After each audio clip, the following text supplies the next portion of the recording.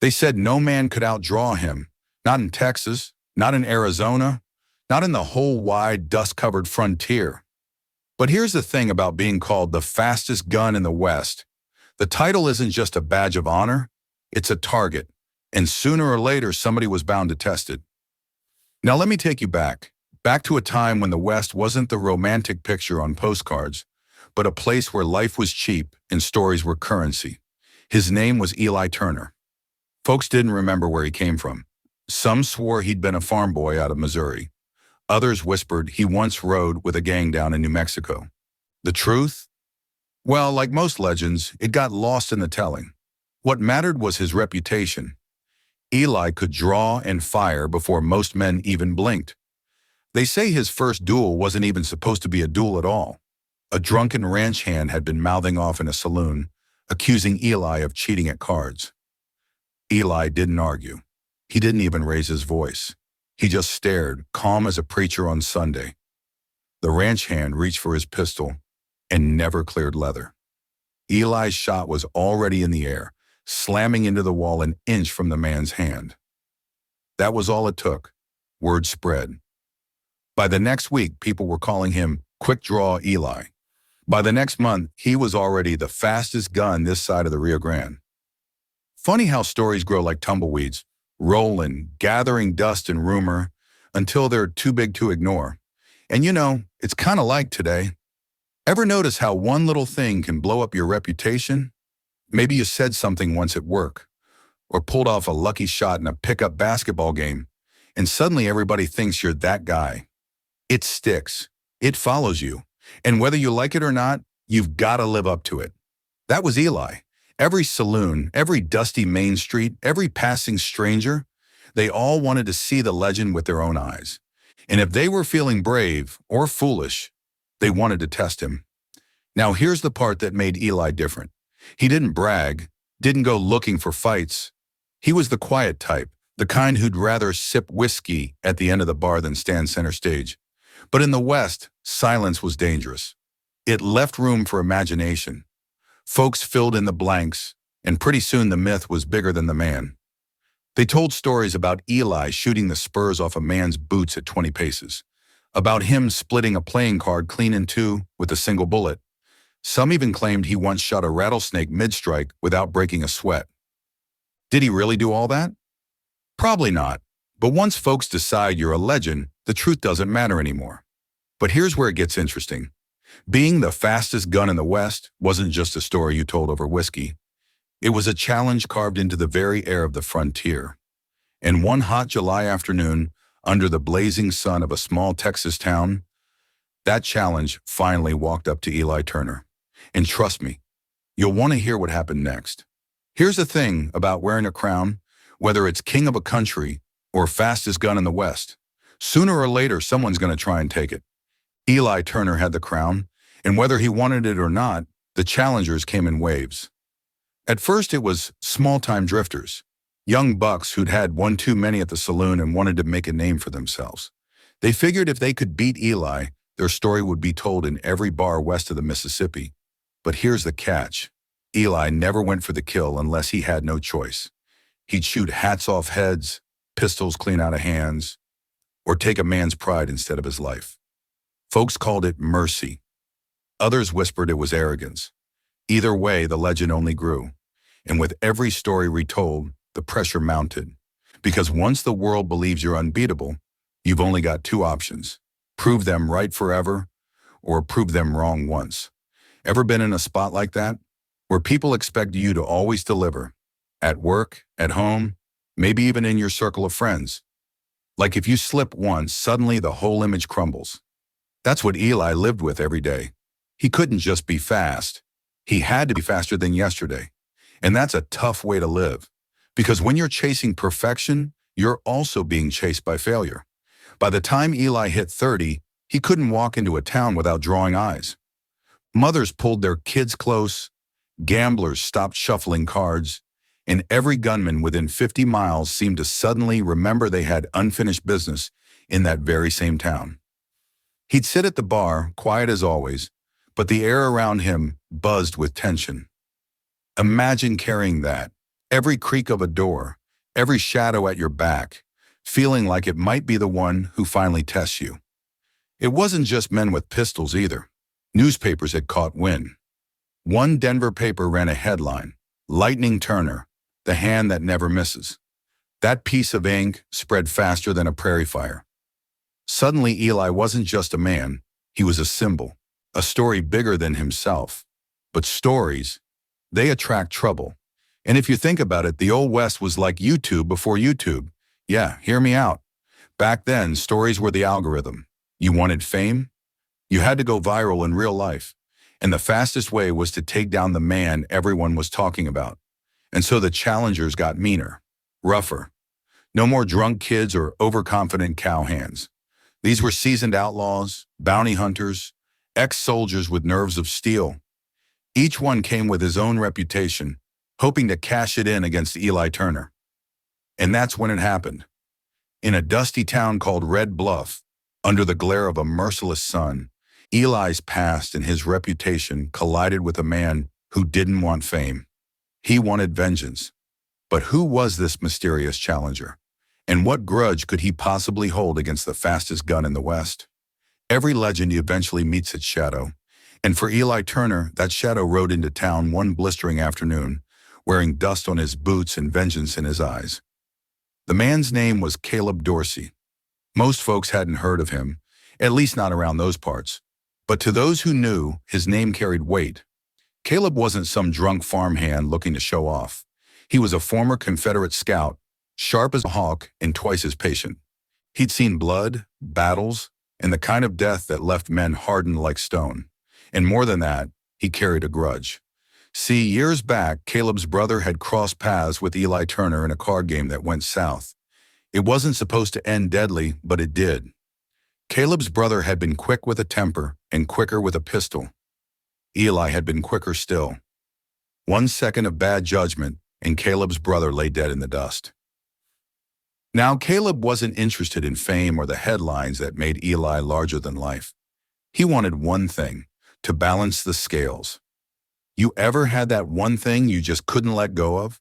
Maybe someone wronged you, even in a small way, and years later it still gnaws at the back of your mind.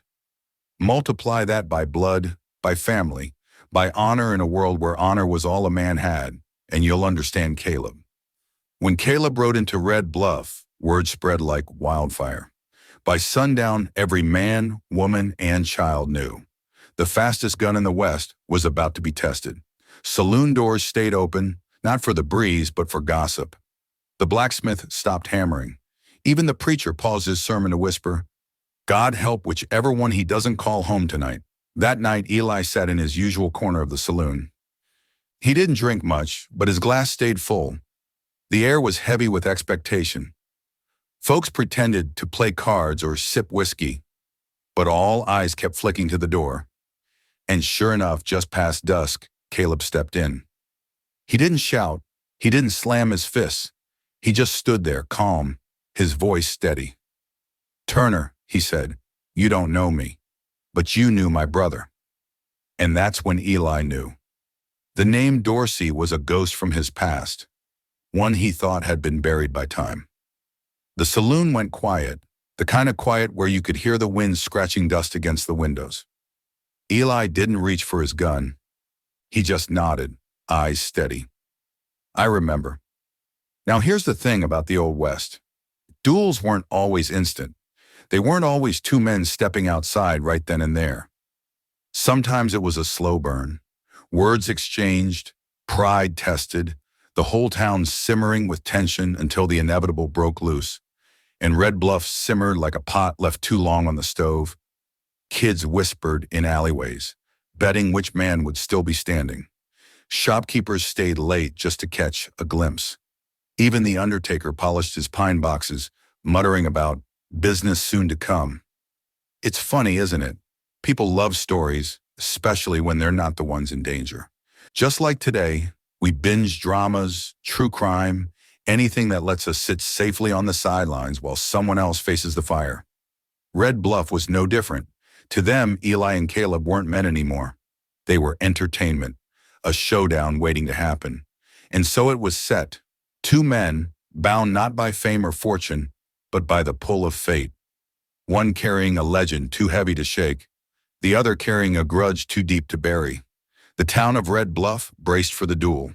But what no one knew, what even Eli himself couldn't have predicted, was how this single moment would rewrite his entire story.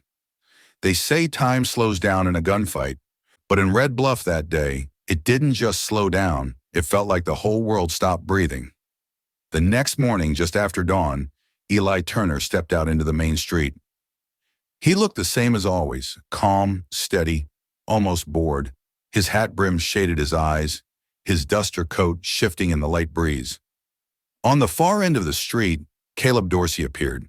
No theatrics, no shouting. Just two men walking toward fate. Now, duels in the West weren't quite like the movies. No 10-step paces, no grand speeches. Sometimes it was just silence, the kind that pressed down on you like a heavy blanket. And that's what Red Bluff felt that morning.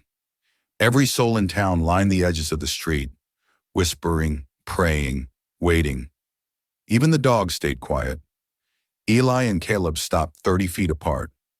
Both men stood still, like statues carved from stone. Caleb's hand hovered near his revolver. His eyes were locked on Eli's chest. Not his eyes seasoned gunmen knew better. Eli, on the other hand, stood relaxed, his hand hanging loose by his side. The sheriff, nervous and sweating through his vest, stepped forward. "Gentlemen," he croaked, "settle this clean." But the men barely heard him. They were in their own world now. It's strange, isn't it? How 30 feet of dirt can feel like an entire universe. On one side, a man trying to defend his legend. On the other, a brother trying to avenge blood.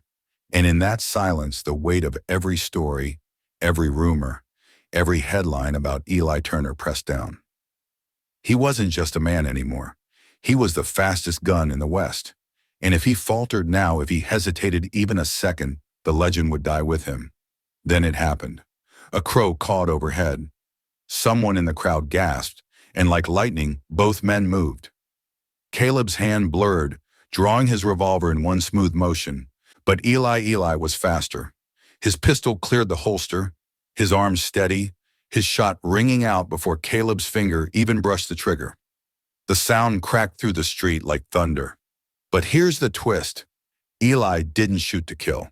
His bullet tore through Caleb's sleeve, spinning his revolver clean out of his hand. The crowd gasped, half in awe, half in confusion. Caleb stumbled, his weapon clattering in the dirt. Eli stood tall, smoke curling from his barrel. His voice was low but carried through the still air. "I don't kill for sport, Dorsy, but I won't be tested again."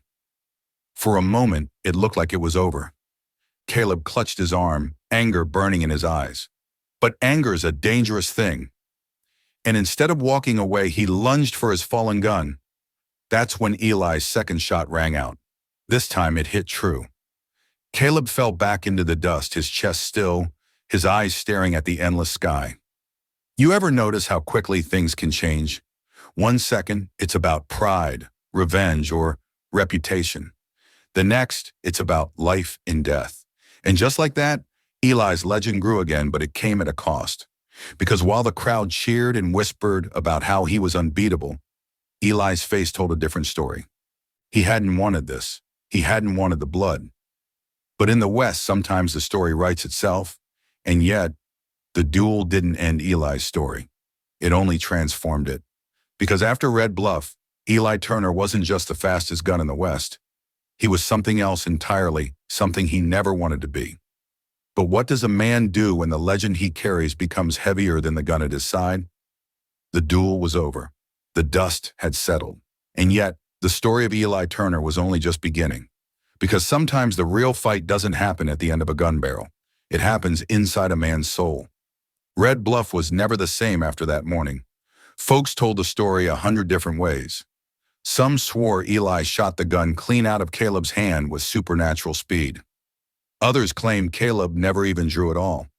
Truth got mixed with myth, like whiskey watered down until no one could taste the difference. And Eli, he walked out of town without looking back. No victory lap, no celebration. Just a quiet figure disappearing into the horizon, leaving whispers in his wake. But here's the thing. Killing Caleb didn't make Eli stronger. It made him tired. Tired of the name, the legend, the weight that followed him into every town and saloon. The duel hadn't freed him, it chained him tighter to the myth he never asked for.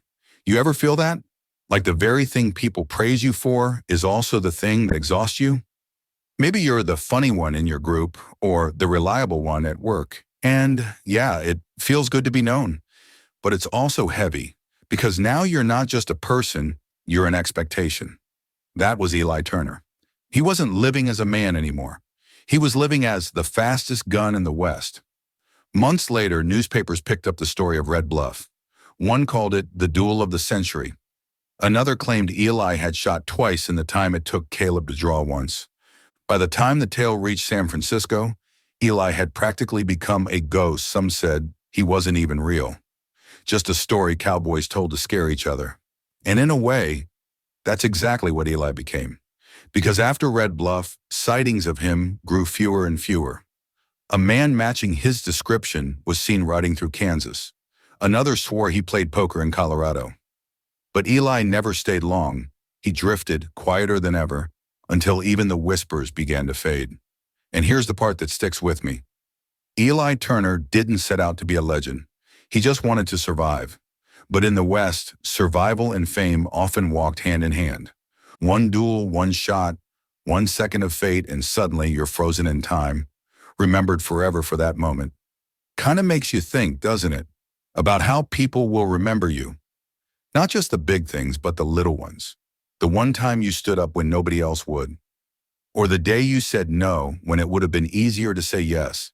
Those are the stories people carry. Eli's story reminds us that legends aren't always chosen.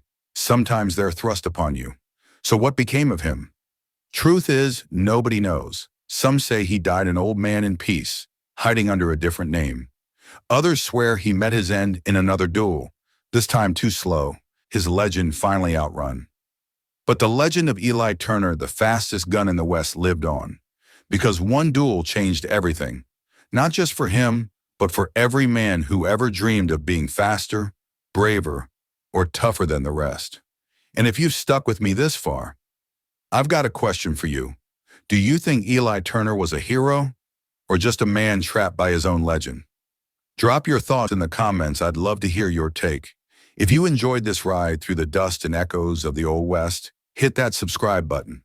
We've got more tales coming, outlaws, sheriffs, haunted saloons, and maybe even a story that'll surprise you more than this one did, because the West isn't gone. It's alive in every story we tell.